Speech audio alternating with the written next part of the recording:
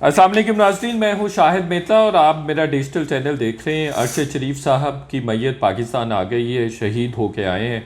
انسان عزت کے لیے جیتا ہے، عزت سے مرنے کے لیے جیتا ہے، اور اللہ پاک نے ان کو عزت عطا کر دی ہے۔ مجھ سمیت جو ہمارے جرنلسٹ دوست ہیں، کتنے دن زندہ رہ لیں گے؟ تھوڑے دن، 10 سال، 20 سال، 50 سال، زیادہ سے زیادہ 50 سال نا، اور 50 سال کے بعد مرنا ہے۔ لیکن جو مقام، مرتبہ اور جو رتبہ اللہ پاک نے ارشد شریف کو عطا کیا ہے، کم ہی لوگوں کو نصیب ہوا ہے۔ میں مسلسل ایک بات کر رہا ہوں کہ جس چیز پہ انہوں نے بلیو کیا یا جس چیز پہ بلیو کرتے تھے، جس آئیڈیالوجی کو وہ فالو کرتے تھے، اس پہ وہ ڈٹے رہے، اور یہی ایک بہادر آدمی کی نشانی ہوتی ہے۔ وہ بہادر آدمی تھے۔ ایک اور بھی چیز ان کے بارے میں شیئر کرنا چاہوں گا، مجھے اندازہ نہیں تھا کہ وہ اتنے مقبول ہیں دوستوں میں، لوگوں میں۔ میں بھی بہت سوشل ہوں، لیکن میرے اتنے دوست نہیں ہیں جتنے ارشد شریف صاحب کے دوست ہیں، اور قریبی دوست ہیں، اور ان سے شدید محبت کرنے والے دوست ہیں۔ اور پھر رات ان کی والدہ سے بات ہو رہی تھی، ملاقات، بڑی محبت کرنے والی خاتون ہے۔ یعنی مجھے تو میں ارشد شریف صاحب تو ان کے مقابلے میں کچھ بھی نہیں ہے، لائک جتنی بہادر وہ خاتون ہے، پہاڑ جیسا حوصلہ ہے اس خاتون کا، اس ماں کا۔ دوسروں کو وہ تسلیاں دیتی نظر آئیں، اور دوسروں کو کی ڈھارس بندھاتی نظر آئیں۔ ایسی حوصلے والی باہمت خاتون ہے۔ تو وہ بھی کہہ رہی تھی، پرسوں بھی مجھے تصویریں دکھا رہی تھی، بڑے کیوٹ تھے ارشد شریف صاحب۔ کل بھی کہہ رہی تھی کہ مجھے اندازہ نہیں تھا کہ لوگ ارشد شریف صاحب سے اتنی محبت کرتے ہیں۔ میں نے بھی ان کو بتایا کہ بالکل ایسا ہی ہے، مجھے بھی دور دور سے فون آ رہے ہیں۔ ارشد شریف صاحب کے جنازے میں ہزاروں لاکھوں لوگ شرکت کرنا چاہتے ہیں۔ تو ایئرپورٹ پہ رات ان کو ریسیو کیا، اور بڑے دقت آمیز مناظر تھے، تمام لوگ وہاں پہ پہنچے ہوئے تھے، ایک بہت بڑا مجمع تھا وہ وہاں پہ پہنچا ہوا تھا۔ ایک دو چیزوں کے حوالے سے بھی بات کرنا چاہوں گا۔ دیکھیے، ہم میں سے کچھ لوگ خواہ ایشو بنانے کی کوشش کرتے ہیں، حالانکہ ایشو ہونا نہیں چاہیے۔ یہ جو لاس ہے ارشد شریف صاحب کا، جرنلسٹ کمیونٹی کا لاس ہے، اس ملک کا لاس ہے، لیکن سب سے بڑا لاس تو اس فیملی کا ہے۔ اور اگر فیملی ان کی میت کے قریب چلی جاتی ہے، ان کی ڈیڈ باڈی کے قریب چلی جاتی ہے، اس کو دیکھ لیتی ہے، اس کی زیارت کر لیتی ہے، تو میرا خیال ہے ہمیں اس پہ سیٹسفائیڈ ہونا چاہیے۔ We shouldn't make any issue out of it, because یہ کوئی اتنا بڑا ایشو نہیں ہے۔ یہ بات کہنا چاہوں گا۔ تو ہم سارے دوستوں کو خیال رکھنا چاہیے کہ یہ فیملی کا سب سے زیادہ لاس ہوا ہے، اور اگر ان کو باڈی گورنمنٹ دیکھنے دیتی ہے، یا باڈی تک ایکسیس دیتی ہے، جو کہ انہوں نے دی، تو یہ اچھی بات ہے۔ ہم کیسے، یہ گورنمنٹ کا کام ہے نا کہ باڈی کو بھی پروٹیکٹ کریں، ان کی فیملی کو بھی پروٹیکٹ کریں، اور ویسے بھی جو دوسرے انتظامات ہیں اس کو بھی دیکھیں۔ خیر، انہوں نے تھوڑا بہت چکمہ بھی دیا کہ ایمبولینس سے، خالی ایمبولینس اس کو اسکواڈ کے ساتھ روانہ کر دیا، اور بہت سارے لوگ اس کے ساتھ روانہ ہو گئے۔ تو وہاں پہ سینکڑوں لوگ موجود تھے، حالانکہ انتظامیہ نے آنے بھی نہیں دیا، لیکن اس کے باوجود اچھے خاصے لوگ وہاں پر موجود تھے۔ تو یہ میں نے کہا آپ کے ساتھ شیئر کر لوں۔ دوسرا، کچھ اور ڈیٹیلز ہیں جو آپ کے سامنے میں رکھنا چاہ رہا تھا۔ ایک تو مراد سعید صاحب نے کل ان کو پرچم پہنایا، اور چونکہ یہ ان کی خواہش تھی، مراد سعید صاحب کو انہوں نے کہا تھا کہ میں جب بھی شہید ہوں، چونکہ ان کو پتا تھا، میں پہلے ہی آپ کو 2-3 دن بتا چکا ہوں، 2-3 دن پہلے آپ کو بتایا تھا کہ ان کو پتا تھا کہ ان کو شہید کر دیا جائے گا، ان کو چھوڑا نہیں جائے گا، اسپیئر نہیں کیا جائے گا۔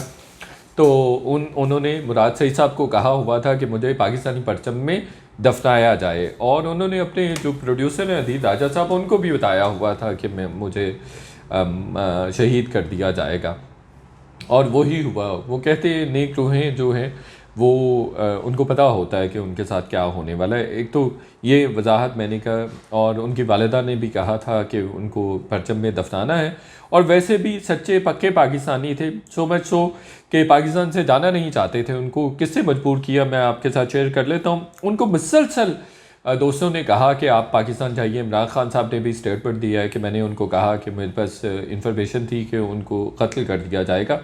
اسی طرح سے باقی ان کی ٹیم ممبرز جو ہیں، انہوں نے بھی کہا کہ وہ چلے جائیں۔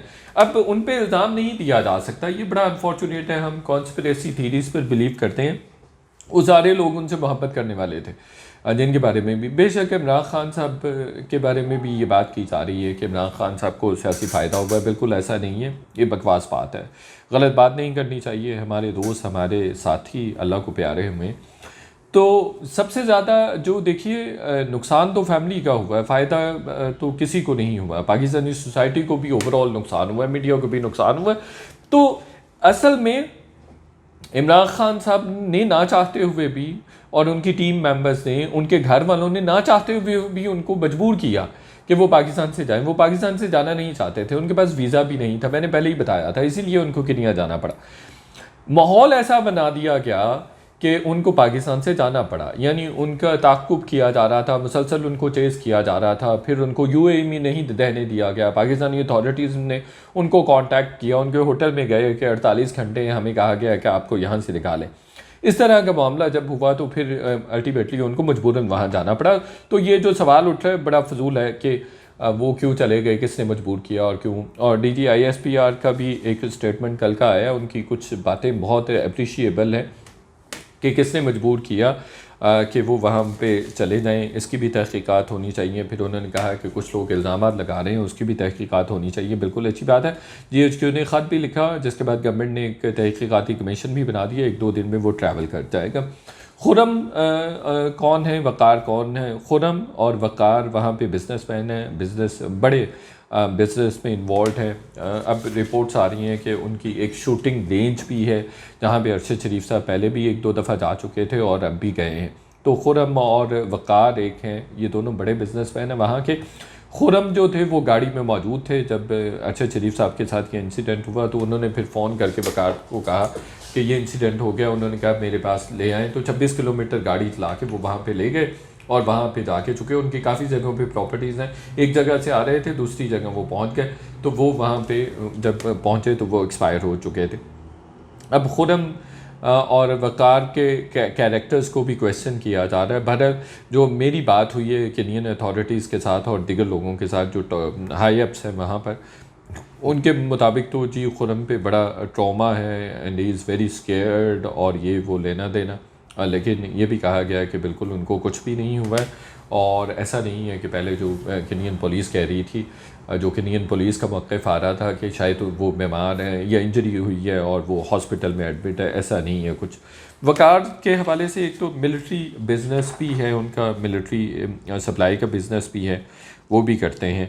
تو اور بھی پراپرٹیز کے بھی بزنس ہے. تو ان کو بھی کویسچن کیا جا رہا ہے کہ یہ کیسے ہوا ہے اور کیوں ہوا ہے، فائرنگ کیسے ہوئی. 2-3 تھیریز اب سامنے آ رہی ہیں. پھر آپ کو بتاتے ہیں کہ انڈین پولیس کا موقف بھی چینج ہو گیا ہے. دیکھیے ارشد شریف صاحب کی عادت تھی وہ یوں کر کے بیٹھتے تھے، اور جو ان کی پکچرز آئی ہیں اس میں بھی وہ یوں کر کے بیٹھے ہوئے ہیں. دیٹ مینس کہ وہ ان کو چیز نہیں کیا گیا. اب 2 ہی صورتیں ہو سکتی ہیں، یا تو گاڑی میں کوئی آدمی بیٹھا تھا ایک اور بھی خرم صاحب کے علاوہ، جس نے پیچھے سے ان کو شوٹ کیا، یہاں سے شوٹ کیا اور گاڑی اور گولی یہاں سے نکلی ہے. اور اسی طرح سے ایک گولی ان کے بیک سائڈ پہ لگی اور سینے سے نکلی ہے. یعنی چیسٹ پر بھی ان کو بلٹ لگی ہے، 2 بلٹس لگی ہیں. ان کو 3 اطراف سے بلٹس لگی ہیں. اور یہ بھی رپورٹس آ رہی ہیں اب کہ وہ کنین پولیس کی فائرنگ سے شوٹ نہیں ہوئے، شاید کہیں دور بیٹھے سنائپر نے ان کو شاٹ کیا ہے، یا گاڑی میں بیٹھے ہوئے آدمی نے ان کو شاٹ کیا اور پیچھے کوئی بیٹھا ہوا تھا جس نے ان کو شاٹ کیا ہے اور جس نے ان کو گولی ماری ہے. تو یہ بھی ایک جو ہے سینیریو بن رہا ہے. دوسرا سینیریو یہ ہے کہ ان کو گاڑی سے نکال کے اور پھر قتل کر کے اور پھر گاڑی میں بٹھایا گیا ہے. لیکن اس صورت میں بھی کہانی ایسے نہیں ہو سکتی. تو زیادہ چانسز یہی ہیں کہ گاڑی کے اندر کوئی آدمی موجود تھا. تو یہ ایک سینیریو یہ بھی ہے اور اس پہ بھی تحقیقات ہونی چاہیے. جو پولیس کا موقف ہے کانسٹنٹلی بدل رہا ہے. پہلے کہہ رہی تھی کہ چیز کیا گیا، پھر کہا گیا کہ روکے نہیں اور پھر مارا. اب وہ کہہ رہے ہیں کہ ارشد شریف صاحب کی گاڑی سے بھی فائرنگ ہوئی ہے اور اس کے نتیجے میں ہمارا ایک کانسٹیبل بھی زخمی ہوا ہے. اس طرح کا بڑا پور سا موقف لے رہے ہیں. لیکن یہ ایسا کوئی بات ماننے والی نہیں ہے. یہ 4تھا 5واں موقف ہے جو کہ پولیس کی جانب سے سامنے آ رہا ہے. ایک اور انٹرسٹنگ چیز ہے کہ جس کار کے بارے میں چوری ہوئی وہ کار مختلف تھی، وہ مل بھی گئی تھی. بچے کے بارے میں بھی کہا جا رہا ہے کہ بچہ کوئی اغوا نہیں ہوا تھا اس طرح سے، لیکن ٹرک کچھ اس طرح سے کیا گیا. اور اس حوالے سے جو ایکس گورنر ہے انہوں نے بھی یہ انکشاف کیا. ان کا بڑا اہم اسٹیٹمنٹ سامنے آیا. انہوں نے کہا ہے ویریفائڈ اکاؤنٹ سے، انہوں نے کہا ہے کہ ارشد شریف کے حوالے سے جو پولیس نے کیا ہے وہ ٹرک کیا گیا ہے، چونکہ کوئی ڈیتھ اسکواڈ تھا، پاکستانی ڈیتھ اسکواڈ تھا جو مسلسل ان کو ٹریل کر رہا تھا، ان کو چیز کر رہا تھا، اور انہوں نے مرنا ہی مرنا تھا. اور وہ اس لیے اس کو چیز کر رہا تھا کہ وہ منی لانڈرنگ کے نیٹ ورک کے حوالے سے کام کر رہے تھے، جس میں کچھ پاکستانی پولیٹیشینز اور Pakistani deep state actors involve تھے. اور وہ وہاں پہ نیروبی کے علاوہ ایک اور علاقہ ہے، وہاں پہ گاڑیوں کے شو رومز کا کام کرتے ہیں. تو انہوں نے کہا کہ جو کینین پولیس ہے اس کو اس کی ذمہ داری نہیں لینی چاہیے.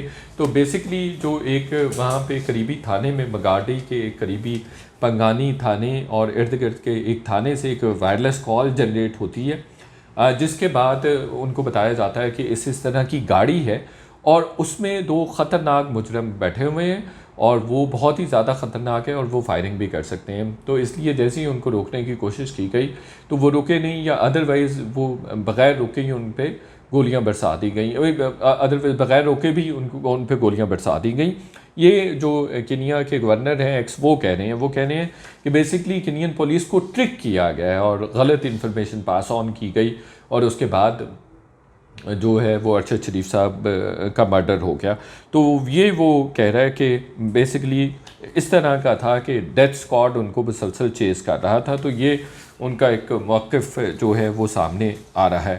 دوسرا ایک اور بھی سورس یہ دعویٰ کر رہا ہے کہ جو پولیس کے ساتھ ان کانٹیکٹ ہے، صحافی تو پہلے دن سے سوالات اٹھا رہے ہیں، وہ کہہ رہے ہیں کہ شاید بہت ساری چیزیں ایسی ہیں جو چھپائی جا رہی ہیں، کینین پولیس کی جانب سے چھپائی جا رہی ہیں، اور جو سچ ہے وہ ابھی تک ڈاکومنٹڈ نہیں ہوا. وہاں کا اخبار ہے دی نیشن، اس میں جرنلسٹ کو ایک جو پولیس کا اندر کا آدمی ہے جو انویسٹیگیشن سے پریوی ہے اور اس کے سامنے ہو رہی ہیں چیزیں، اس نے یہ ٹپ آف کیا ہے کہ بہت ساری چیزیں ڈاکومنٹ نہیں کی جا رہی ہیں، اور سچ جان بوجھ کے ڈاکومنٹ نہیں کیا جا رہا ہے کہ سچ کیا ہے. چونکہ ارشد شریف صاحب کی ڈیڈ باڈی بھی کوئی 78 کلومیٹر دور جائے وقوع سے ملی. تو یہ بھی ایک جب سارے لوگ جو چرومو فیونرل ہے وہ وہاں پہ 78 کلومیٹر دور ہے، تو یہ بھی بات یاد رکھنے کی ہے. بہرحال خرم اور وقار کے بارے میں آپ کو بتا چکا ہوں کہ بزنس مین بھی ہیں، ان کا اسلحے کا بھی کام ہے، پراپرٹی کا بھی بزنس ہے، وہ ملٹری سپلائی میں بھی ڈیل کرتے ہیں، اس طرح کے ان کے بزنسز ہیں، لیکن وہ کویسچنیبل ضرور ہیں دونوں کیریکٹر. ٹھیک ہو گیا. اور تیسری چیز یہ ہے کہ جو گورنر کی جانب سے انکشافات سامنے آئے ہیں یہ بڑے حیرت انگیز ہیں، اس پر بھی پروب ہونا چاہیے.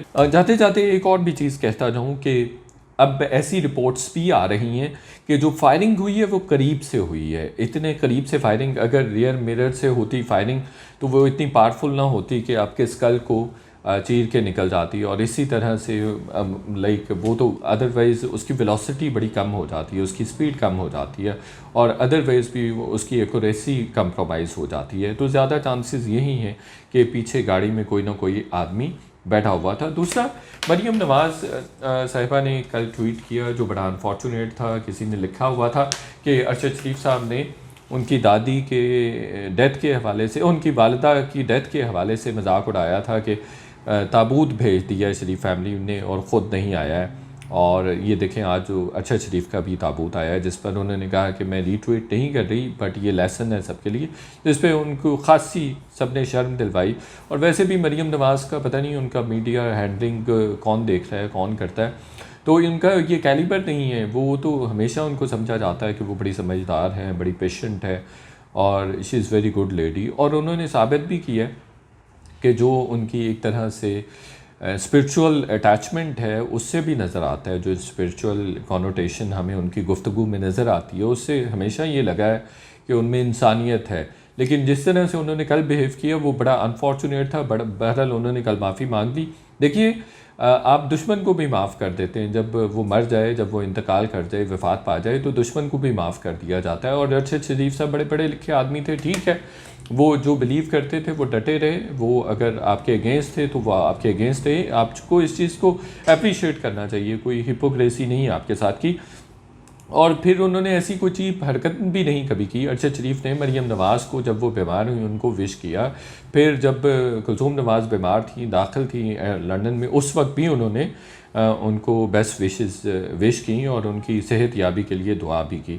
تو یہ ساری کچھ معروضات ہیں جو آپ کے سامنے رکھنا چاہ رہا تھا۔ ایک اور بھی چیز کہنا چاہوں گا، دیکھیے میں بھی جو آج ارشد شریف صاحب کے بچے جس فیز سے گزر رہے ہیں، میں بھی اس فیز سے گزرا ہوں اور اس سے چھوٹی عمر میں ہی گزرا ہوں۔ تو آپ سب سے جو ارشد شریف صاحب کے چاہنے والے ان کو ملنے جاتے ہیں، ان سے گزارش ہے کہ آپ بچوں کو بلا کے ان کو اسپیشل جو پیار کرتے ہیں یا ملتے ہیں، میری ریکویسٹ ہے، میرا پوائنٹ آف ویو ڈیفرنٹ ہے کہ آپ ان کو ایک طرح سے ایک نئے کمپلیکس کا شکار کرتے ہیں۔ میرے ذہن میں وہ میموریز آتی ہیں اور مجھے بھی برا لگ رہا تھا اس وقت میں، I was very young then, like 6-7 سال کا ہی تھا میں بھی اس وقت جب میرے والد کی ڈیتھ ہوئی۔ تو لوگ جب مجھے پیار کرتے تھے تو مجھے تھوڑی گھن آ رہی تھی، چڑچڑا ہو رہا تھا کہ مجھ پہ لوگ ترس کھا رہے ہیں، مجھ سے لوگ ہمدردی کر رہے ہیں۔ تو یہ آپ ان کو نارمل رہنے دیجیے، یہ بس میری اتنی گزارش ہے۔ اور غیر متعلقہ افراد کو بھی اوائڈ کرنا چاہیے کہ ان کے گھر کا جو سینٹٹی ہے اس کو بالکل بھی کمپرومائز نہیں ہونا چاہیے، نہیں وائلیٹ ہونا چاہیے۔ بہت شکریہ۔ ویلاگ آپ کو پسند آیا ہے تو دوستوں کے ساتھ شیئر کیجیے اور چینل کو سبسکرائب کرنا مت بھولیے۔ اور کل بھی میں ویلاگ نہیں مصروفیت کی وجہ سے کر سکا، تو انشاءاللہ یہ ریگولر سلسلہ جاری رہے گا۔ بہت شکریہ۔